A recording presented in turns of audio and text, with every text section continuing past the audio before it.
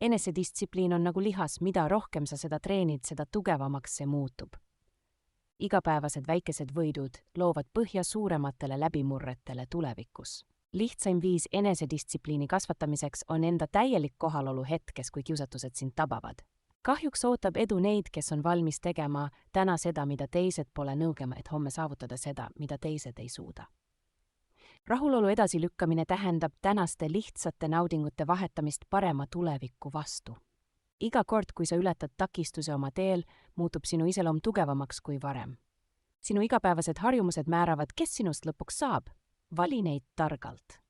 Tõeline võim seisneb võimes mitte reageerida igale impulsile, vaid valida oma reaktsioone teadlikult. Enesedistsipliini tõeline saladus pole tahtes, vaid süsteemide loomises, mis teevad õiged valikud lihtsamaks. Lõpuks pole küsimus selles, kas sul on tahtejõudu, vaid kas sul on piisavalt põhjuseid, et püsida oma valitud teel. Tee täna midagi, mille eest sinu tulevik sind tänab. See on tõeline enesedistsipliini võlu.